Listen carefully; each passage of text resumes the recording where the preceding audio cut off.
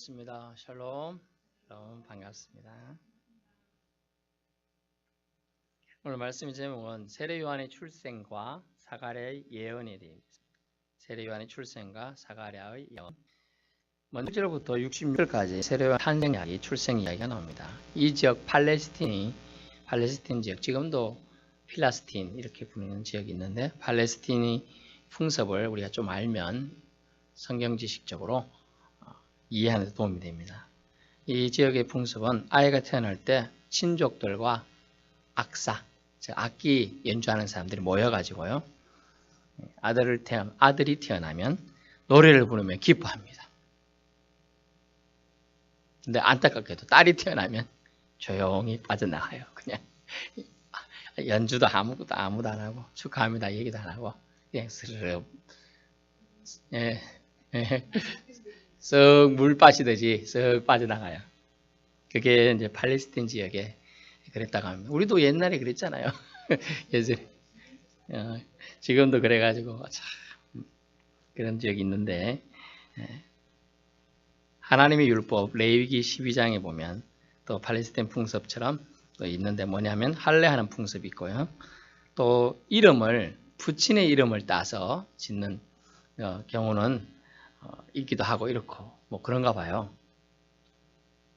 부친의 이름이 뭡니까? 사가랴잖아요. 사가랴.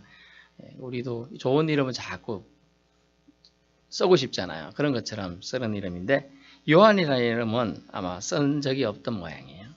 성경에 보니까 엘리사벳이 모친인데 어떻게 할까? 요한이라 하라. 근데 엘리사벳이 요한을 생각해낸 머리가 아니잖아요. 성령이 누굽니까? 정확하게는 가말레엘 문화에 있던 사람처럼 여기 가브리엘한 천사가 와가지고 이렇게 해라 라고 말하는 거죠. 이름을 가르쳐 주는 거죠.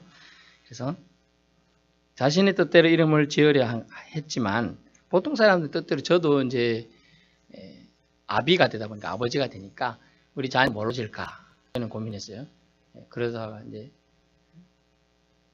한자도 생각해보고 또 뜻도 생각해보고 하다가 한 명은 신수가 화내라 밝아져라 그래서 신수 환이고요. 한 명은 신이 명한 아이가 되라 그래서 신명환이 됐어요.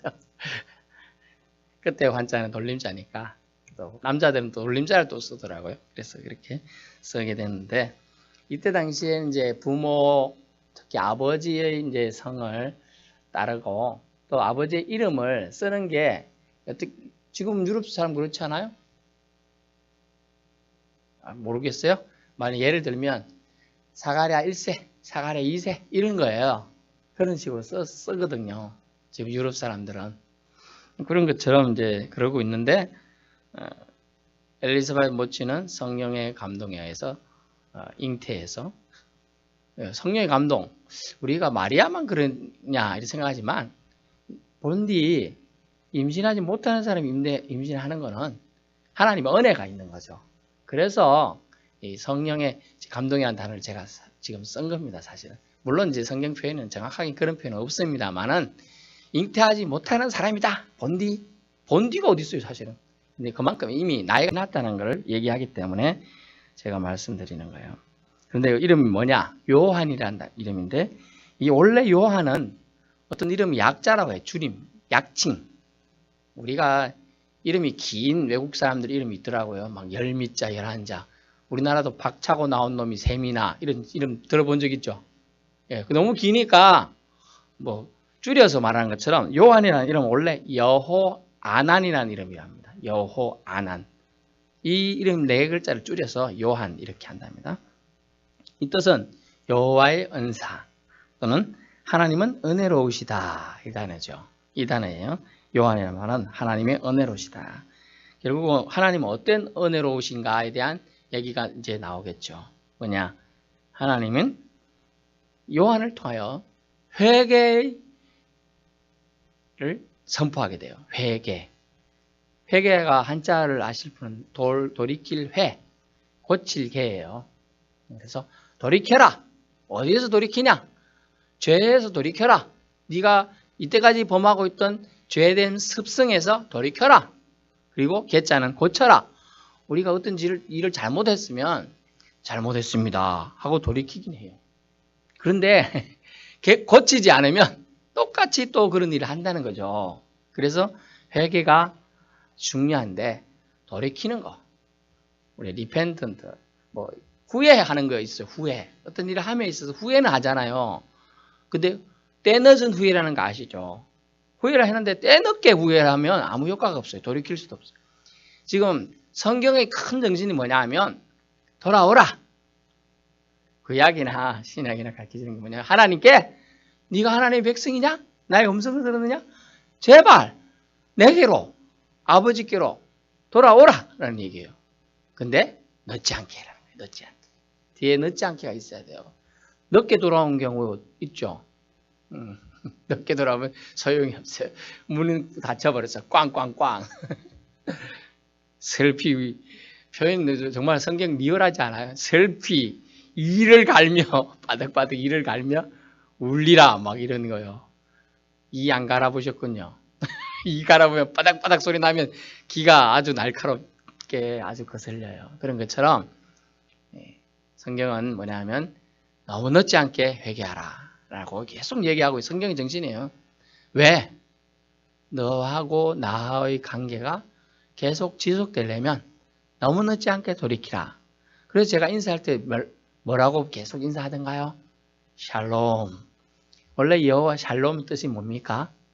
하나님과 당신은 관계가 괜찮습니까? 이 뜻이에요. 우리 하나 인사 어떻게 합니까? 안녕하셨습니까? 또는 진지 잡수셨습니까? 이런 인사를 하잖아요. 근데 이 히브리인들은 이렇게 아침에 인사하자 샬롬 인사예요. 하나님과 당신은 지금 관계에 문제가 없습니까? 이런 뜻이에요. 아주 심도 있는 질문이고 인사예요. 그죠? 우리는 밥 먹었어? 이렇게 이 정도 인사로 이제 부근하게 인사하는 정도. 왜냐면 우리는 어렵게 살고 옛날에 밥 못 먹었잖아요. 그래서 저도 이제 그래서 흰밥이 저는 아직도 흰밥이 좋아요. 밥을 옛날에 저도 많이 먹었거든요. 구박도 많이 받았어요. 밥 못 먹은 거. 밥 좀 달라면 안 주고 그래가지고. 그런데 하나님은 하나님과의 관계를 가장 중요시하기 때문에 하나님과의 관계를 당신은 진짜 지금 죽어도 문제가 없겠느냐? 이 뜻이에요. 아주 심도 있는 질문이죠. 그래서 우리 신자라면 이런 질문을 할 필요성이 있어요. 당신은 지금 죽어도 하나님 관계 문제가 없습니까? 청년이요.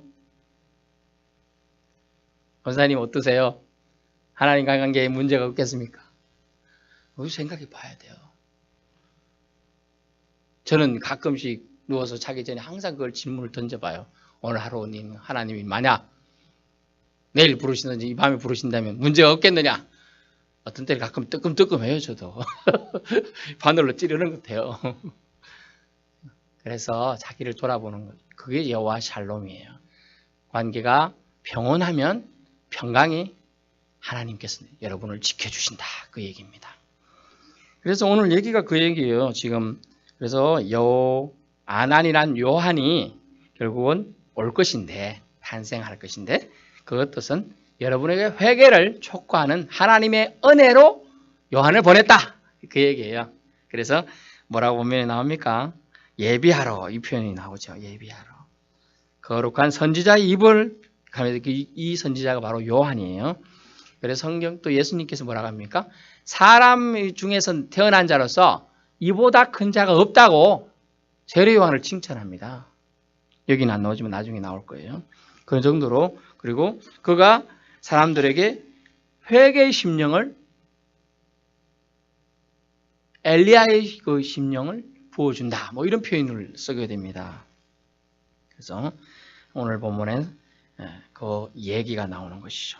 요한을 통한 하나님 은혜가 그 속에 그 이름에 담겨 있다. 자신의 뜻대로 이름 지으려 했지만은 그러지 않고 결국은 가브리엘 천사의 명령에 따라 이름을 짓게 됩니다. 그래서 정말 그렇게 하는 게 맞냐 해서 또 남편의 동의도 구해야 되잖아요. 사가랴란 남편의 동의를 가서 물으니까 남편이 말을 못해요. 그동안 그때 예법대로 제사장 반열대로 그 가서 제사 지내다가 오늘 말하면 예배 그걸 집도하다가 그 환상을 보고 물론 막 벙어리가 된 거예요. 몇 개월 동안, 애놀 동안 엄청난 오랜 시간을 벙어리로 지낸 겁니다. 말을 못해요. 말을 하고 싶은데 소리 안 날 답답하면 여러분 모르시죠? 저는 한번 겪어봤기 때문에 알거든요. 말이 소리로 나와야 되잖아요.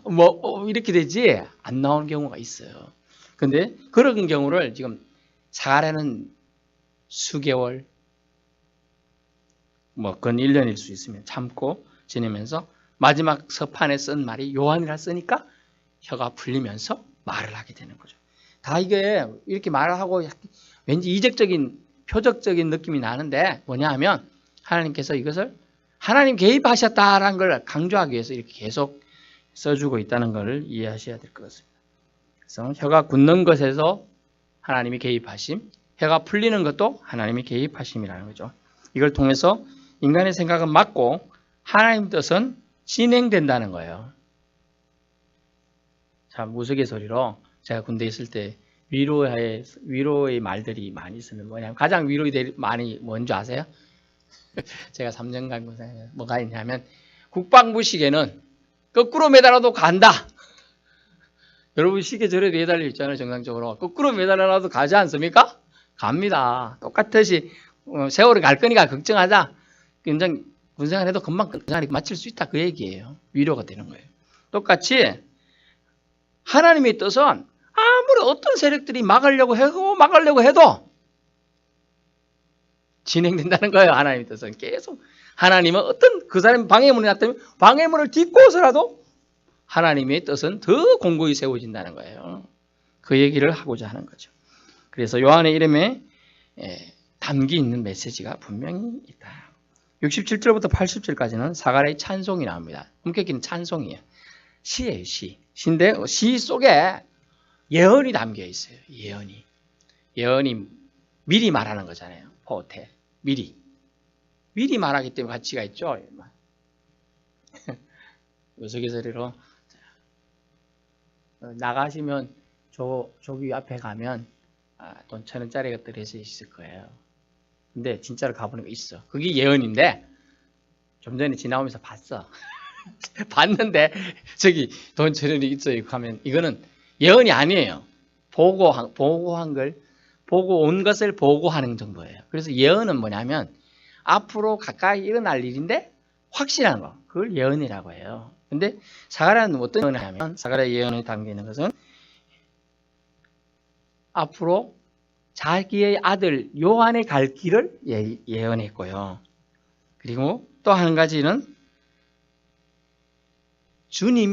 예수님이 갈 길을 예언합니다. 두 가지 예언을 하는 거죠. 그러면서 사가랴는 이 모든 것이 Grace of God, 하나님의 은혜이다라고 얘기하고 있는 거예요. 그래서 예전에 자동차 종류에 그레이스라고 있었는데 15인승짜리 그레이스, 은총, 엄청 좋아. 그래서 우리 성도들 자녀들 이름 중에 은총이, 은혜 이름 많잖아요. 그런 이름들이 있는 이유가 그런 겁니다. 사가랴는 유대인의 메시아 대망 사상, 즉 메시아를 기다리는 그것을 성취시키실 하나님을 찬양하고자 하는데요. 그 내용은 위에 요한의 이름에 담겨 있었어요. 하나님은 은혜로우시다. 그것은 68절 뭐가 나타나가 있습니까? 68절 보세요. 어떻게 은혜로우시냐? 돌보사, 속량하시며 이런 돌보사. 누군가의 보호를 받는 게 여러분 나쁠까요? 좋은 거예요, 사실은요. 그래서 좀 예전에 좀 어떻게 여러분 받아들일지 모르겠습니다만은 저는 상당히 거부감이 있었어요. 예전에 그 말은 여인이 태어나면 어릴 때는 부모의 그걸 보호를 받고 결혼해서는 남편의 보호를 받고 또 사후에는 돌아갔으면 자식의 보호를 받는다. 그런 말을 하더라고요. 그래서 그래서 저는 이게 뭔 말이야? 진짜 조선시대식 발상인데 뭐 이렇게 생각을 해봤습니다. 하지만 보호받는 게 꼭 나쁘다 이런 생각은 안 드는 거예요. 나중에 점점 크니까 누군가가 지붕마개가 되고 바람마개가 된다는 거는 좋아요. 그래서 성경은 뭐냐면 돌봐 주신다. 우리를 케어해 주신다는 얘기예요. 케어. 우리가 어디 손가락에 살짝 이렇게 일하다 보면 이렇게 살짝 베이는 경우도 있잖아요. 그럼 뭐가 돌봐주죠? 데일밴드가 돌봐주죠. 밴드를 붙이고 이렇게 하면 돌봐주는 것처럼 우리를 돌봐준다, 돌보아준다. 하나님이 기억한다는 뜻이에요. 이 말은 돌봐준다. 돌보사 이 말은 하나님이 당신의 약속에 하나님이 자연을 지키시고 보호하신다는 그것을 하나님을 리마인드 시키는 거예요. 인간이 아니고 은격기는 돌보세는 하나님을 기억하게 하겠고 하나님 우리를 보호해 주셔야 됩니다. 기억하시죠? 이런 얘기예요. 이거 성경, 그래서 성경 근거에서 말씀의 근거에서 하나님에게 기도하라는 거예요. 하나님 돌보신다 약속했었잖아요. 그 기억해 주십시오. 라고 얘기하는 거예요. 자카르라는 단어가 기억하다는 단어예요. 히브리어로 자카르. 기억하다. 돌봐 주십시오. 돌봐 주신다. 그리고 분명히 말씀해 주죠. 그런데 또 하나가 뭡니까? 하나님 은혜가 속량이라는 거죠. 무슨 죄가 많은데 자꾸 속량이라는 단어를 목사님 하십니까? 이렇게 생각하실 수 있지만 속량, 우리가 싫든 좋든 기독교를 이제 접해 보신 분들은 이 속량이라는 단어에 익숙해져야 되죠. 누군가 저와 여러분 모두 다 원죄의 눌림에 있었다는 거죠. 그래서 이사야에서 보면 그 죄에서 해방시키며 이런 표현이 나오는 거죠. 속량, 값을 치루어서 대가를 지불했다. 이미 지불했다는 거예요.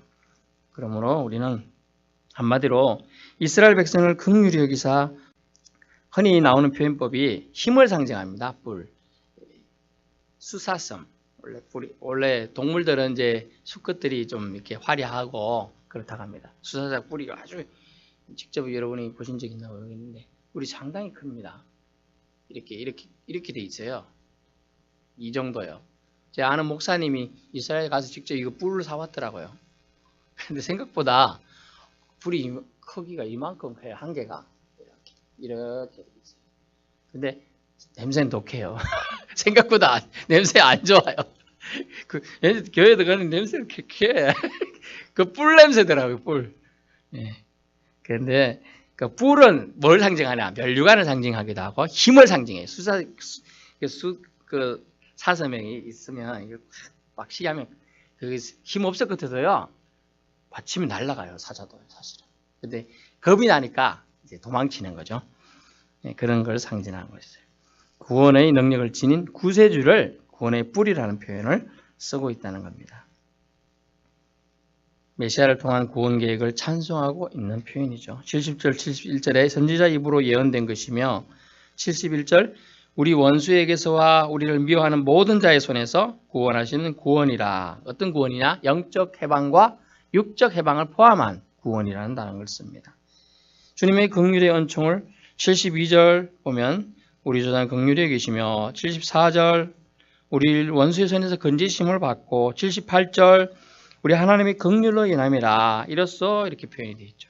긍휼이 하나님의 은혜라는 걸 지금 저와 여러분 모두 다 하나님 긍휼히 여기시지 않으셨다면 하나님을 만날 수가 없어요. 절대로. 그래서 긍휼만 구하는 거예요. 지난번에 말씀드렸죠. 가장 긍휼을 구하는 기도가 뭐라고 그랬죠? 마틴 루터가 기도할 때 너무나 기도할 힘이 없고 지치고 딱 한마디만 해라. 어떻게 해요? 주여 나를 불쌍히 여기소서. 이 단어에 그게 긍휼이라는 단어예요. 주여 나를 불쌍히 여기소서. 한번 여러분이 집에서 안방에서 하든지 너무나 기운 없다. 그냥 누워서라도 주여 나를 불쌍히, 정말 목소리도 안 나온다. 신음하시더라도, 신음도 하나님한테 기도의 일종이에요. 신음도. 우리가 너무 아플 때 끙끙대잖아요. 하는 것처럼 신음도 하나님한테 기도라는 거예요. 신음하면서 주여 나를 불쌍히 여기소서. 하나님이 불쌍히 여기시겠어요? 안 여기겠어요? 불쌍히 여기신다는 거예요. 하나님한테는 우리 천장이 아무 소용이 없는 거예요. 우리는 천장이 있지만 하나님한테 다 보여. 그러니까 기도하시면 되는 거예요. 기도하지 않는 거는 믿음이 없는 거예요. 성경에 하나님이 여러분이 너무 실족할까봐 믿음이 작은 자예요 이렇게 말했지만 실제로 믿음이 없는 거예요. 믿음이 작은 자예요. 믿음이 그렇듯은 다 믿음이 없구나. 이런 표현이에요. 76절 지극히 높으신 이의 선지자로 칭해진 요한에 대한 예언을 하는데요. 그는 어떤 예언들을 하느냐. 주 앞에 앞서가서 그 길을 준비하며, 이 준비한다.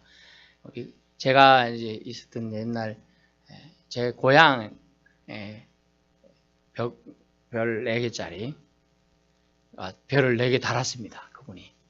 그래 어찌 됐느냐? 길을 저희 거기는 시골이에요. 근데 가니까 갑자기 군용들하고 쫙 나가서 길을 쫙 포장을 하는 거예요. 원래 옛날에는요 콘크리트 포장도 대단한 거거든요. 그걸 뭐라고 하냐, 신장로라 그래요. 신장로 편 들어보셨을 거예요. 그런데 아스팔트로 그냥 쫙, 아이고 놀랬습니다. 그만큼 별이 뜨니까 우리는 그 옆에 동네인데 후덕을 봤죠. 우리 못 보던 거예요. 뭐 그 시대는 뭘 보기 힘들잖아요. 그럼 뭘 봤느냐? 헬리콥터. 헬리콥터가 그 뜨니까 그분 보호한답시고 두대 옆에 딱 뜨고 한 대 딱 가는 거예요. 별 4개라니까요. 둥둥둥둥 하고 날래. 그분이 누구냐? 정승하라는 분이에요. 전두환보다 더 위에 있던 사람이에요. 근데 그때 전두환 그 쿠데타를 기념으로 말하면 잡혀 내려갔죠. 그렇게 됐어요. 하여튼 그렇게 됐어요. 그런 게 있다는 건데. 근데 뭐냐면 그 길을 준비한다. 지금 별 4개가 자기 집 고향에 가겠다고 하니까 마을 길을 그냥 준비하면 닦는 거예요. 길을 쫙 닦아주는 거예요. 뭐냐면 하나님이 내려오셨다. 우리 인생들을 구원하시기 위해 오신다. 이렇게 하니까 이 요한을 준비시켜서 하나님이 일하시겠다. 응? 심령이 준비돼야죠. 전혀 준비 안 된 데서 이렇게 아무리 백날 얘기해도 못 알아듣는 거예요. 찬양도 심령이 처음에 제가 어머니 따라다니면서 뭐 부엉이 자꾸 가봤습니다만 물 끄고 앉아있으면 왜 자꾸 날 끌고 다니는지 귀찮아 죽겠다 하면서 이제 막 그럽니다. 그러면 막 앞에 부흥 강사 찬양 인도하는데 이렇게 찬양하고 갑니다. 그러면 어때요? 첫 곡, 둘째 곡, 셋째 곡 부를 때까지 아무 느낌 없어요. 내가 감동 받나 봐라. 근데 넷째 곡 정도 되면 이제 마음 문이 열리기 시작해요. 그 나중에 어느 순간 가면 이러고 있죠. 그래서 나중에 가면 이러고 있는 거예요. 그렇게 마음 문이 열려야 되는 그런 역할을 누가 했느냐? 요한을 통해서 하겠다는 거예요. 지금 내용이 요한을 통해서 이런 일을 하겠다라고 예언해 주고 있는 겁니다. 그러면서 지극히 높으신 이의 아들로 표현된 예수님에 대한 예언을 또 하고 있습니다. 그러면서 예수님의 도래를 어떻게 표현하고 있느냐 하면 성경 보시면 돋는 해.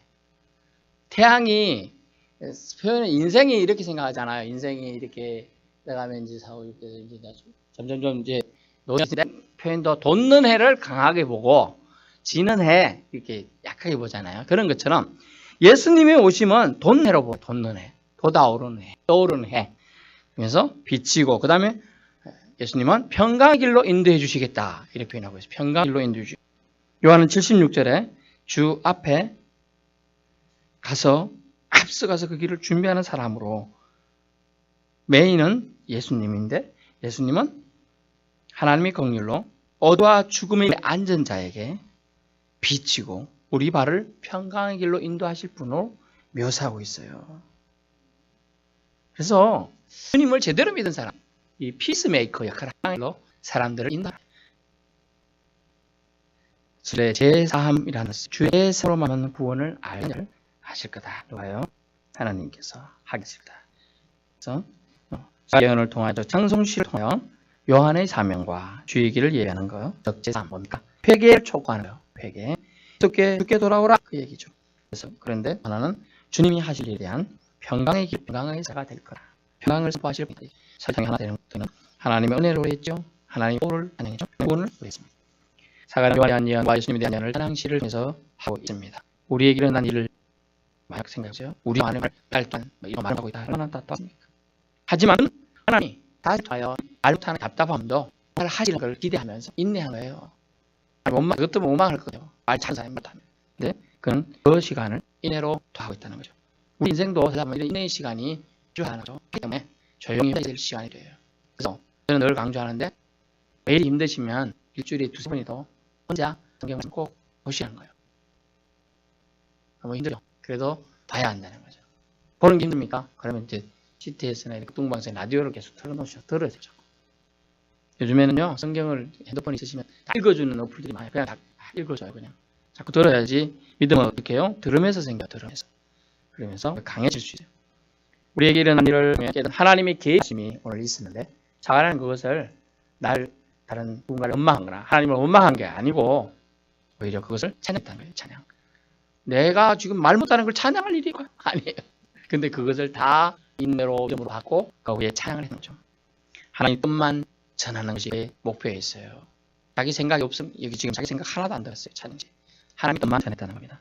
그래서 사역자 또는 사뿐만 아니라 예선 사람은 이 자신의 뜻, 하나님의 뜻, 사람의 계획을 잘 구분해야 돼요.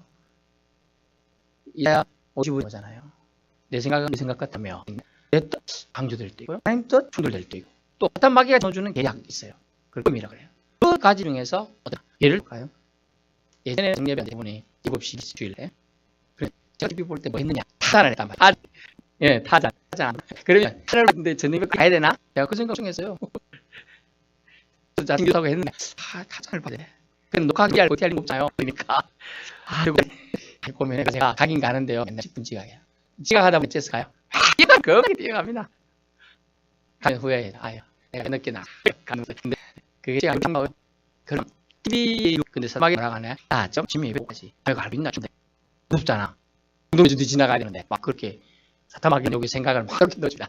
그러면 하지 말까? 이런 게 내 생각도 들어요. 그래서 하나님은 아무개야 그래서 안 된다 이렇게 얘기하십니다. 결론입니다. 성령의 감동에 따라라는 표현을 제가 이제야 말합니다. 성령의 감동에 따라 67. 그 붙인 사가랴가 성령의 충만함을 받아 예언하여 이르되 돼 있죠. 성령의 충만한 사람 하나님의 말씀을 그대로 행합니다. 그리고 성령 충만한 사람이 예언을 똑바로 합니다. 구분 예언에서 성경의 구약이 많이 나오죠. 억울하게 구분 예언 때문에 나도 하나님의 선지자고 하나님의 선지자가 하나님께서 말씀하시기를 그리 가지 말고 나한테 와서 밥 먹고 가라 했다. 그러다가 어떻게 됐어? 사자한테 찢겨 죽었어요. 그 선지자가. 거짓 선지자의 말 들었다가요. 여러분, 주님 말할 것은 뭐냐면 성령의 충만함을 우리가 날마다 사모해야 되고요. 성령 충만하지 않으면 내 생각과 사탄 마귀의 생각에 의해서 우리가 지배받는 삶을 살인다는 거죠. 그래서 내 생각이 오늘 좀 주장이 됐느냐? 그럼 내가 솔직하게 말씀드리면 성령 좀 충만하지 않다 이렇게 생각하지 않아요. 그리스도인은 성령 충만해야 돼요. 예를 표현을 제가 이 공간과 이 시간을 성령께서 지배하사 가득 차 충만하게 하소 이렇게 표현을 하는 이유가 그렇지 않으면 지금도 잡생각이 여러분의 머리 생각 속에 들어온다는 거죠. 그래서 가끔 이제 예전에 어릴 때 권사님들이나 지도자님들이